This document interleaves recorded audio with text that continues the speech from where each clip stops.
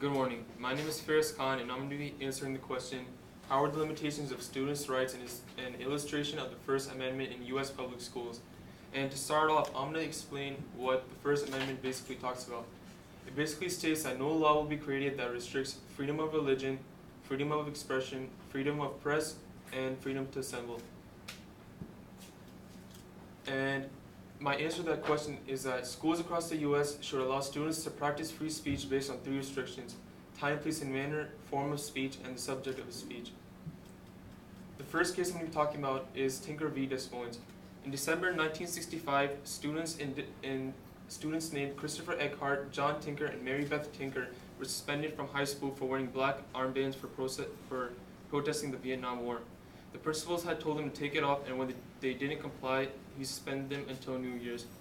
And basically what this described was that this explained how dress code was a restriction of free speech because it restricted their right of expression by limiting what they could wear.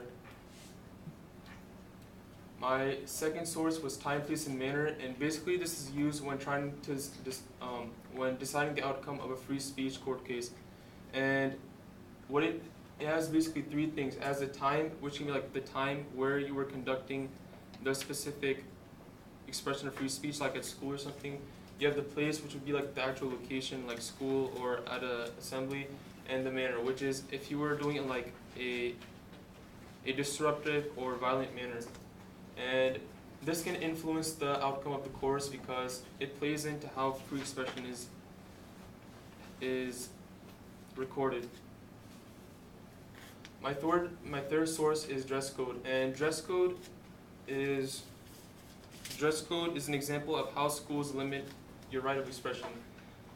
In the Tinker v. Des Moines case, we saw how the school restricted Tinker's and the other students' right of expression because they were wearing the black bands to school. 50 years later, school districts continued to implement harsh dress codes and punish students who do not comply.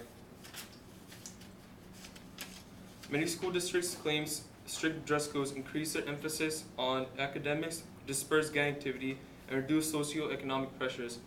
But as we saw, without any proof, the court should not be allowed to make any statement. And the American Civil Liberties Union, or ACLU, has filed several lawsuits to defend students that have been prosecuted because of this. And my solution to the question is that schools can restrict certain types of speech, but only if they're detrimental to the students' well-being. And schools should introduce a poll system for getting students' input into whether they agree with the specific restriction and if it is within the protection of the First Amendment. Thank you. What are your questions?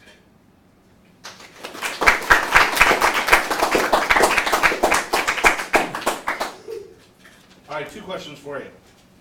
First up, was there information you needed before you began your research, and if so, how did that information shape what your research was? So before I started, I needed to know what the First Amendment was and basically what the summary of it was. Like, what did it protect? What rights did it protect? And that ended up influencing the sources I used because all of them had to tie into the specific restrictions that the First Amendment subjects. Okay. Second question.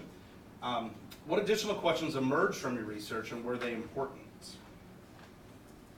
One question that I had was, does a school have a right to restrict specific freedoms, and is it a power that is given to them from the government?